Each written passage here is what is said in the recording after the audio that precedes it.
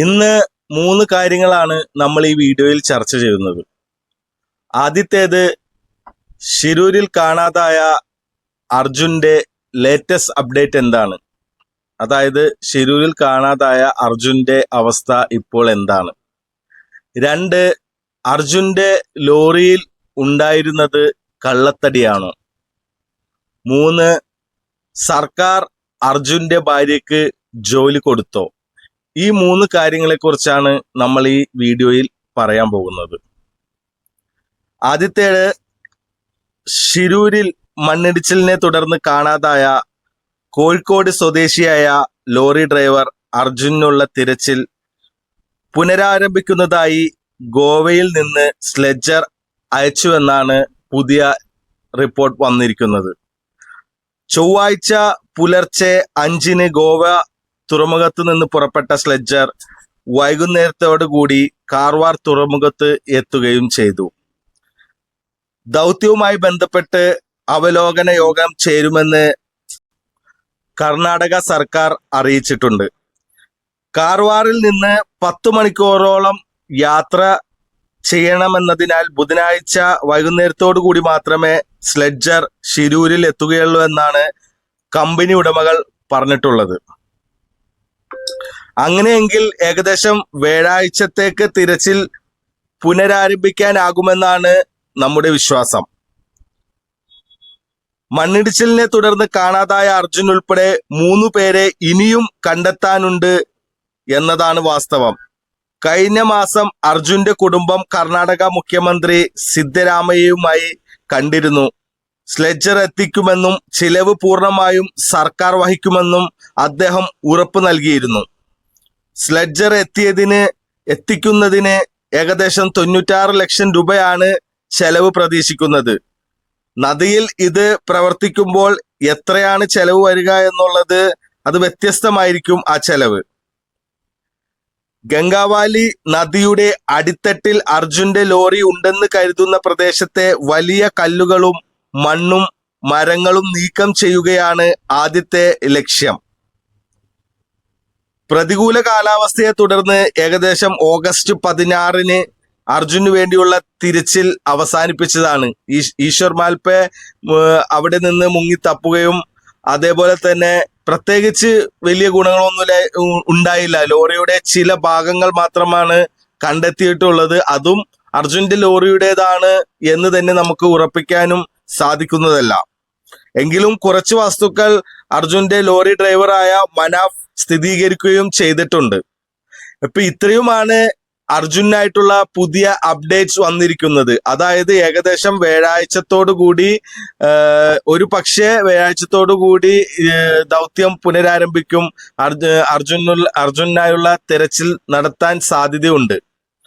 സ്ലെഡ്ജർ എന്തായാലും അവിടുന്ന് പുറപ്പെട്ടിട്ടുണ്ട്. നമ്മൾ രണ്ടാമത്തെ കാര്യം പറഞ്ഞു വരുന്നത്, ചില മാധ്യമങ്ങളിൽ അതായത് സോഷ്യൽ മീഡിയയിൽ ചാനലുകളിൽ അർജുന്റെ ലോറിയിൽ ഉണ്ടായിരുന്നത് കള്ളത്തടിയാണ് എന്നുള്ള രീതിയിൽ ഒന്നോ രണ്ടോ മീഡിയ ചാനലുകൾ യൂട്യൂബ് ചാനലിൽ തന്നെ വാർത്ത വന്നിരുന്നു. അർജുന്റെ ലോറിയിൽ ഉണ്ടായിരുന്നത് കള്ളത്തടിയാണ്. അതായത് അർജുന്റെ ലോറിയിൽ ഉണ്ടായിരുന്ന ആ തടിയുടെ ബില്ലടക്കം കാണിച്ചുകൊണ്ടാണ് ആ ചാനൽ അത് കള്ളത്തടിയാണ് എന്നുള്ള രീതിയിൽ വാർത്ത പ്രചരിപ്പിച്ചത്. അതായത് 25,000 രൂപ വരുന്ന ബില്ലാണ് അവർ ആ വണ്ടിയിലുണ്ടായ തടിക്ക് അടിച്ചിട്ടുണ്ട് ഉള്ളത് എന്നുള്ള രീതിയിലാണ് കാണിച്ചത്.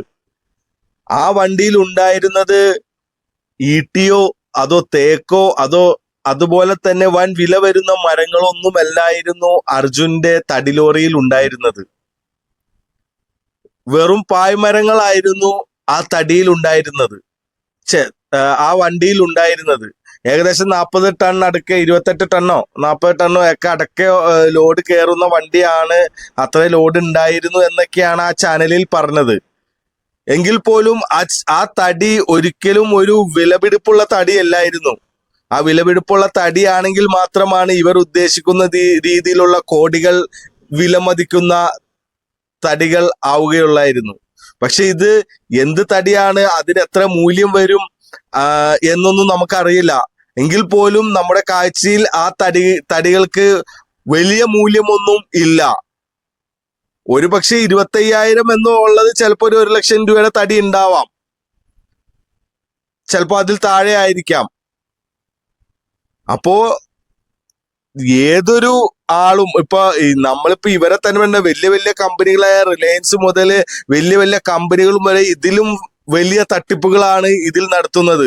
ഇപ്പൊ 1,00,000 രൂപയുടെ അല്ലെങ്കിൽ 10 കോടി രൂപയുടെ ലോഡ് കൊണ്ടുവന്നിട്ട് 5 ലക്ഷം രൂപയുടെയും അതേപോലെ 10 ലക്ഷം രൂപയുടെയും ബില്ലായിരിക്കും കാണിക്കുന്നത്. ഇതിലുണ്ടായിരുന്ന തടി ഒരിക്കലും ഒരു വലിയ വില വരുന്ന തടികളല്ലായിരുന്നു. അപ്പോൾ ആ പറയുന്ന കാര്യങ്ങളിൽ യോജിപ്പില്ല. അദ്ദേഹം അത് തെളിയിച്ചിട്ടുണ്ടോ, അത് എന്ത് തടിയായിരുന്നു, അതിന്റെ എത്രയാണ് ആ തടിക്ക് വരുന്ന മൂല്യം, ഇതൊന്നും പറയാതെയാണ് ആ ചാനലിൽ ഇതിനെക്കുറിച്ച് അർജുന്റെ ലോറിയിൽ ഉണ്ടായിരുന്നത് കള്ളത്തടിയാണ് എന്നുള്ള രീതിയിൽ പറഞ്ഞു വന്നിരുന്നത്. അപ്പോൾ നമുക്ക് തീർച്ചയായും നമുക്ക് ഉറപ്പിക്കാം അത് കള്ളത്തടി ആയിരുന്നു എന്നല്ല, കള്ളത്തടി ആയിരുന്നില്ല. അത് നമ്മളൊരു വീഡിയോയിൽ ചാനലിൽ കണ്ടത് മാതിരി അവർ പറയുന്ന രീതിയിൽ അതൊരു കള്ളത്തടി അല്ലായിരുന്നു.